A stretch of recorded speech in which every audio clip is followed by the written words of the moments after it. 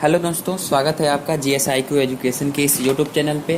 तो जैसा कि आप लोगों को पता है कि हम रोज़ एक मेंस के प्रश्न का यहाँ पे एक आंसर फॉर्मेट उपलब्ध करवाते हैं और उसका कॉन्सेप्ट देते हैं ताकि ये आप लोग एग्ज़ाम में उसको अच्छा से लिख पाएँ। ठीक है, तो यहाँ पे जैसे कि एक बहुत ही अच्छा क्वेश्चन हम लेंगे जो मतलब BPSC में हमेशा पूछा जाता है। ठीक है, BPSC में हर बार इस प्रश्न को पूछा गया है और बहुत ही अच्छा क्वेश्चन है ये।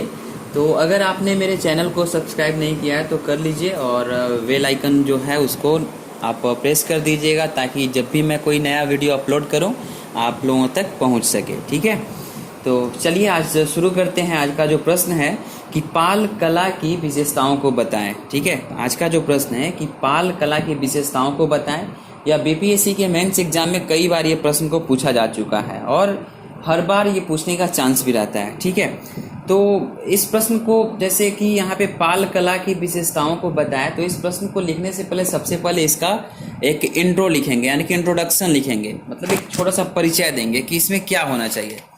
ठीक है, तो परिचय हम शुरुआत कहाँ से करें, तो ऐसे लिख सकते हैं हम कि जो भी 8वीं से 12वीं शताब्दी के दौरान जो बिहार और बंगाल में पाल शासकों ने शासन किया था। ठीक है, पाल शासकों ने कब शासन किया था, तो 8वीं से 12वीं शताब्दी के दौरान बिहार में और बंगाल में शासन किया था। ठीक है, इन्होंने कला को अत्यधिक प्रोत्साहित किया। जी बिल्कुल, इन्होंने कला को अत्यधिक रूप से प्रोत्साहित किया था। जैसे कि इन्होंने जैसे नालंदा और विक्रमशिला जैसे शिक्षा प्राप्ति केंद्रों को अत्यधिक प्रोत्साहित किया था। ठीक है, जहाँ पे उन्होंने स्तूपों और मठों ने मूर्तिकारों को कला की अभिव्यक्ति हेतु उचित अवसर प्रदान किया गया। ठीक है, इस अवधि में हम देख सकते हैं कि कला की जो तकनीक थी, जो मतलब किस तरह से एक कला विकसित होनी चाहिए, उसकी जो तकनीक थी उसको संपूर्णता ज्ञान मिला। ठीक है, संपूर्णता भी मिली। ठीक है, इसमें एक और चीज आप लिख सकते हैं कि जो पाल शासकों के साथ जो जावा का जो संबंध था वो बहुत ही घनिष्ठ संबंध था। ठीक है, और ये तथा यह जो मतलब हिंदू और जावाई जो मतलब संबंध था, जिसके कारण मूर्ति कला जैसे नेपाल और कश्मीर, बर्मा एवं थाईलैंड की चित्रकला से भी स्पष्ट होता है। ठीक है, और अब इसमें प्रश्न में भी छोटा सा एक इंट्रो दे देंगे। ठीक है, इसके बाद से हम क्या करेंगे, जैसे चूंकि पाल कला है, ठीक है, तो इसमें जैसे कला से संबंधित इसमें 3-4 पॉइंट आ जाएंगे, जैसे कि मूर्ति कला हो जाएगा, चित्रकला हो जाएगा, ठीक है, स्थापत्य कला हो जाएगा। तो इन तीनों की जो विशेषताएं हैं उसको हम लोग लिखने का प्रयास करेंगे। ठीक है, एक सटीक और मतलब सटीक तरीके से इसको लिखने का प्रयास करेंगे। तो ऐसे आप लिखने से पहले आप मतलब क्या कर सकते हैं कि लिख सकते हैं कि मूर्ति कला लिख करके एक आप डैश दे सकते हैं या मूर्ति कला का एक हेडिंग बना सकते हैं। फिर उसमें जैसे मूर्ति कला का हेडिंग बन जाएगा तो उसकी विशेषताओं को लिखना है। ठीक है, तो इसमें विशेषताओं को या तो आप पॉइंट वाइज लिख सकते हैं, ठीक है, या फिर अपनी भाषा में लिख सकते हैं। मतलब भाषा का मतलब कि लगातार लिख सकते हैं, पैराग्राफ चेंज कर करके लिख सकते हैं। तो दोनों ही अच्छा व्यू है, लेकिन पॉइंट वाइज लिखने से ये रहता है कि टू द पॉइंट, मतलब आप प्रश्न से भटकते नहीं हैं और टू द पॉइंट आप लिख लेते हैं। ठीक है, अगर आपको पैराग्राफ में ही लिखने की आदत है तो आप पैराग्राफ में भी लिख सकते हैं। ठीक है, तो यहाँ पे हम मूर्ति कला एक हेडिंग बना देंगे और इसमें लिखेंगे क्या, तो मूर्ति कला से कुछ आपको मैं कॉन्सेप्ट दे देता हूँ। जैसे कि पाल शासक जो थे उन्होंने क्या किया कि बौद्ध कला को जो प्रश्रय था उसने प्रश्रय प्रदान किया ताकि मतलब बौद्ध कला आगे विकसित हो। ठीक है, बिहार से मिली मूर्तियां जो बंगाल की तुलना में अधिक मोटी तथा भारी है। ठीक है, ये क्या हुआ, पॉइंट वाइज में हम लिख सकते हैं, क्योंकि बिहार से जो भी मूर्तियां मिली हैं, ठीक है, ये हम लोग मूर्ति कला में लिख रहे हैं। ठीक है, तो जो बिहार से जो मूर्तियां मिली है वो बंगाल की तुलना में अधिक क्या है, मोटी और भारी है। ठीक है, और पालकालीन मूर्ति कला पर सारनाथ कला का प्रभाव माना गया है, जिसके अंतर्गत हम देख सकते हैं कि हल्के इकहरे बदन और पारदर्शी वस्त्र पहनी मूर्तियां प्रमुख है। ठीक है, इसमें अगला पॉइंट हम ये लिख सकते हैं कि पालकालीन मूर्तियों का निर्माण गया यानी कि बिहार और राजमहल वर्तमान में जो अभी झारखंड में पड़ता है, ठीक है, वहां से मिलने वाले भूरे और काले रंग के मुलायम बेसाल्ट पत्थरों से इनका निर्माण हुआ है। ठीक है, पत्थरों के मुलायम होने के कारण जो मूर्ति कला के लक्षण है और वस्त्राभूषणों को सूक्ष्मता से उकेरा जाना संभव हो सका है। ठीक है, फिर इसमें नेक्स्ट पॉइंट हम लिख सकते हैं कि पालकालीन मूर्तियों में तंत्र से प्रभावित बौद्ध देवी देवताओं का सर्वाधिक लक्षण अंकित मिलता है। ठीक है, पालकालीन शैली में बनी बौद्ध, जैन और ब्राह्मण मूर्तियों में शैली के स्तर पर समानता है,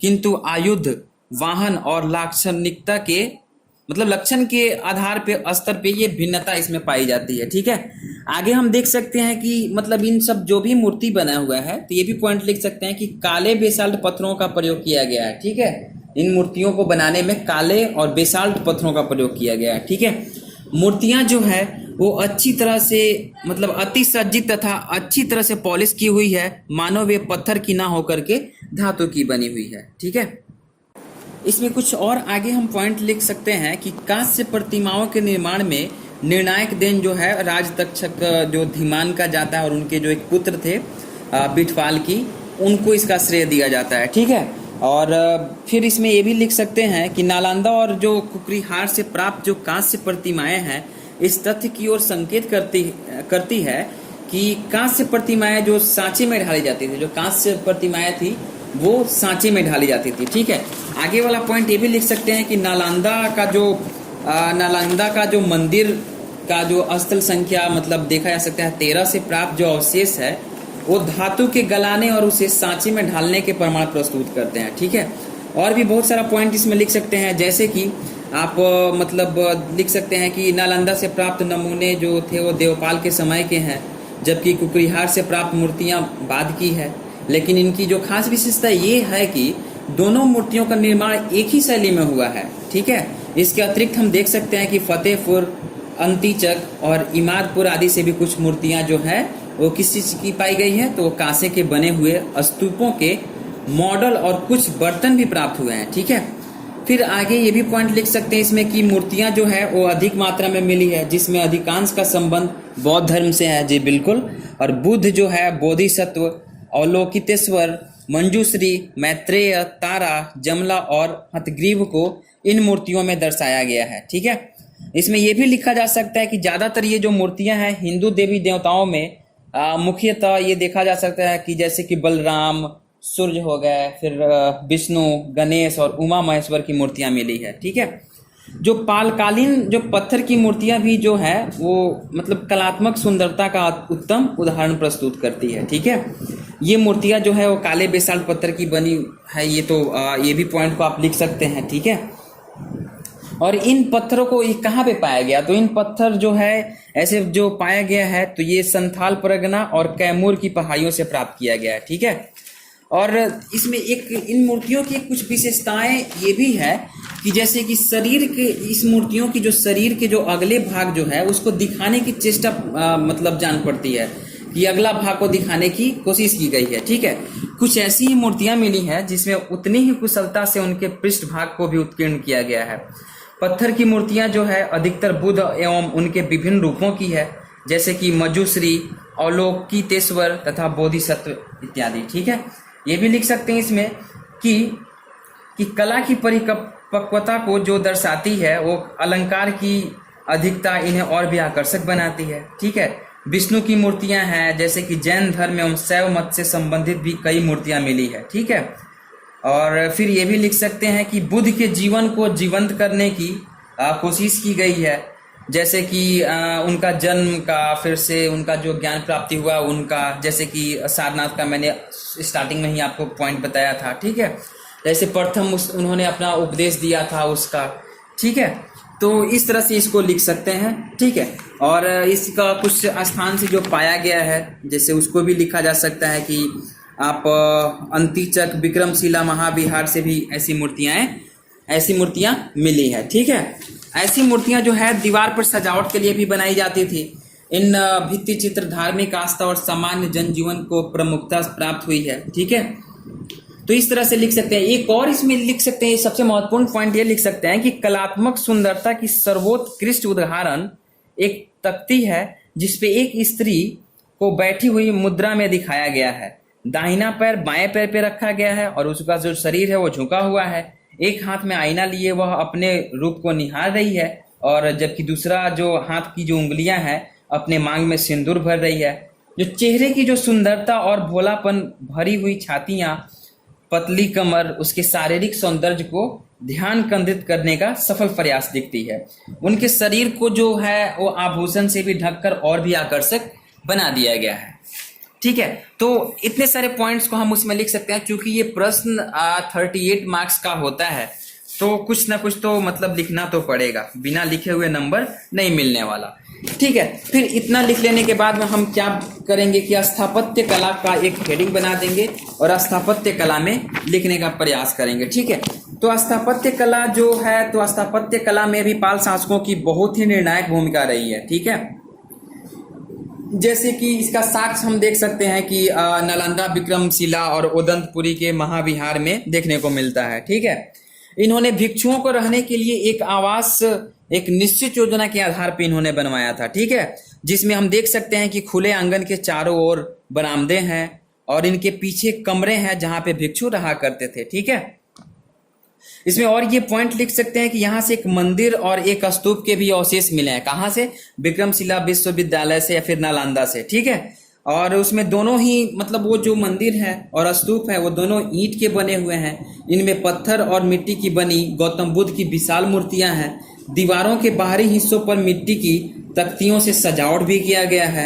इन पर बौद्ध धर्म और वैष्णव धर्म दोनों का ही प्रभाव देखने को मिलता है। ठीक है, और इसमें एक खास बात यह है कि इसमें सामान्य जीवन के भी मतलब सामान्य जीवन के भी इसमें उद्देश्य को उकेरा गया है। ठीक है, इस तरह से हम स्थापत्य कला के बारे में ऐसी विशेषताएं लिख सकते हैं।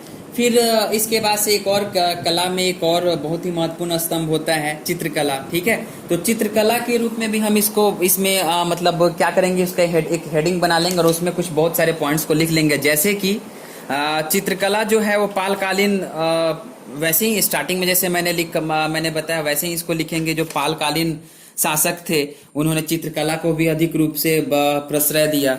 जैसे कि इसमें लिखा जा सकता है कि जो इसमें मतलब उसका अध्ययन करने के लिए हम जो पांडुलिपियां मतलब अभी उपलब्ध है, जिसमें हम टाड़ पत्र जो होते थे उस पर चित्रकारियां की गई है।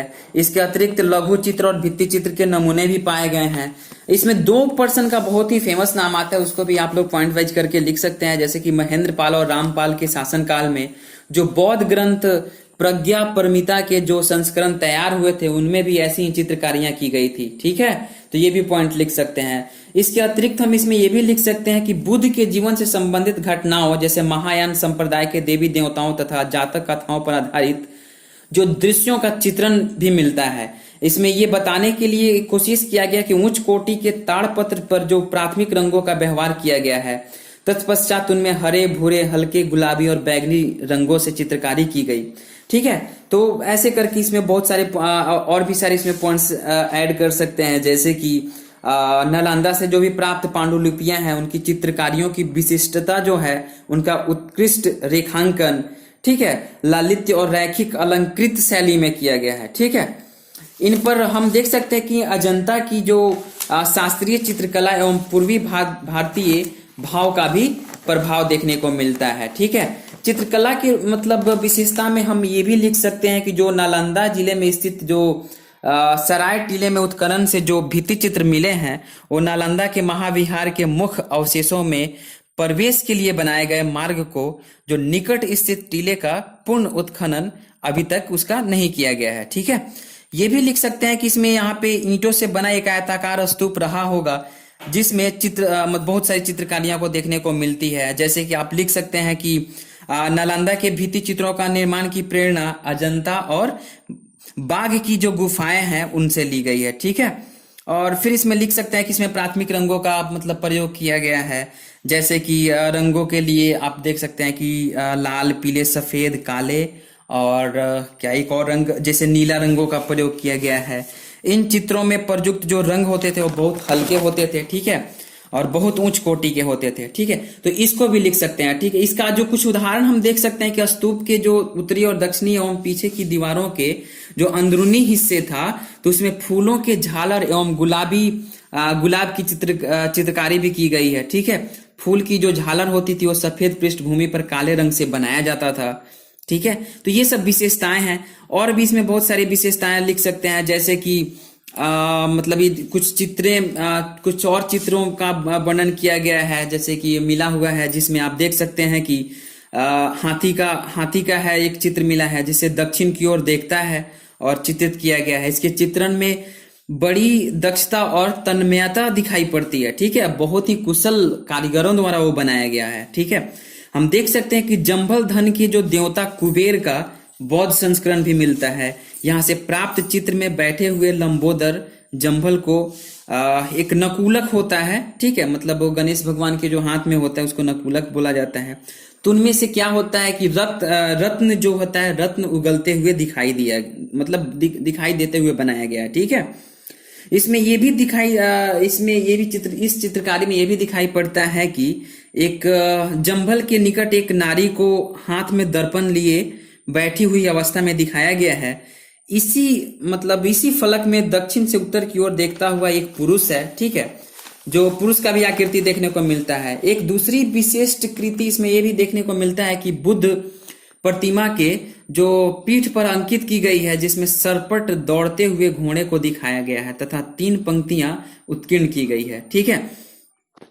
और इसमें लिख सकते हैं कि जैसे चित्रकला में हम लिख सकते हैं कि कला केंद्रों की भांति वनस्पतियों एवं जंतुओं के भाव नालंदा की चित्रकला में भी देखने को मिलता है। कमल पुष्प के विविध रूपों से मंदिर का अधिकांश जो भाग होता था वो अलंकृत किया गया है। अलंकरण का जो भाव है लताओं, पत्रों तथा कुछ ज्यामितीय आकृतियों से इस प्रकार लिया गया है कि एक लयात्मक संतुलन बना रहा है, मतलब एक ही लय में उसको बनाया गया है, ठीक है। भित्ति चित्रों की अगर बात करें तो उसमें महिलाओं पत्रों को, ठीक है, जो महिला जो पात्र लोग थे, ठीक है, तो उनका जो चित्र किस तरह से अंकित किया गया उसका भी कुछ विशेषता आप लिख सकते हैं। जैसे कि उसमें आप देख सकते हैं कि जो महिला होती है वो चुस्त अंगिया पहने हुए दिखाया गया है। साथ ही दुपट्टा इस तरह से उनके शरीर पे रखा हुआ दिखाया गया है कि स्तन जो है वो पूर्णतः ढक जाए, ठीक है। तो इससे स्पष्ट होता है कि सामाजिक दृष्टि उस समय का अच्छा था, ठीक है। तो फिर इसमें एक और भी पॉइंट लिख सकते हैं कि भित्ति चित्रों में जो अजंता की तरह ही विविध परिधान, विविध तरीके से आप वस्त्रों को भी दिखाई उतना नहीं पड़ता है, लेकिन फिर भी पुरुषों एवं नारियों दोनों को हमेशा बाली, हार, चूड़ियों और बाजूबंद पहने दिखाया गया है, जो कि एक पालकालीन चित्रकला की एक बहुत महत्वपूर्ण विशेषताएं हैं, ठीक है। ऐसे करके हम इसको लिख सकते हैं, ठीक है। और ऐसे इन सब सारे पॉइंट्स को हम लोग इंक्लूड कर देंगे और निष्कर्ष में एक छोटा सा लिख सकते हैं कि पाल शासकों ने चित्रकला से लेकर के स्थापत्य कला और स्थापत्य कला से लेकर के मूर्ति कला जितना संभव इस कला को उन्होंने संजोग करके रखा, ठीक है, इसको जीवित बना करके रखा और इसको बहुत ही महत्वपूर्ण इसको महत्वपूर्णता भी दिया, ठीक है, प्रश्रय दिया, इसको आगे बढ़ाने में योगदान भी दिया। तो इस तरह करके हम इस प्रश्न को लिख सकते हैं। हाँ, ये वीडियो थोड़ा सा लंबा हो गया, लेकिन इसमें हम तीनों चीजों को इंक्लूड किया है, जैसे चित्रकला, स्थापत्य कला, मूर्ति कला। और फिर अगर प्रश्न में केवल मूर्ति कला का आता है तो फिर आप मूर्ति कला जो अभी आप मेरे लेक्चर को सुने होंगे तो आप उसको कर सकते हैं। इसको, ठीक है, इसको कान में ईयरफोन लगाइए और 2 बार 3 बार जितना मन हो उतना आप स्पीड बढ़ा करके भी सुन सकते हैं। सुनिएगा तो कॉन्सेप्ट क्लियर होगा, ठीक है। और अब आप लोगों को बहुत बहुत धन्यवाद, आप लोग सपोर्ट कर रहे हैं और थैंक्स फॉर वाचिंग दिस। अच्छा लगा हो तो लाइक कर दीजिए। और भी जो भी 65वीं का एग्जाम देने वाले हैं, मेंस का लिखने वाले हैं, उन लोगों के लिए बहुत ही इंपॉर्टेंट है। तो उन लोगों के लिए और भी सारे प्रश्न को मैं करवाने का कोशिश करूंगा जहां तक हो सकता है, ठीक है। प्री के लिए बायोलॉजी का भी एक सेशन चल रहा है, सीरीज चल रहा है, जिसमें आप उसको भी आप लोग देख सकते हैं, ठीक है।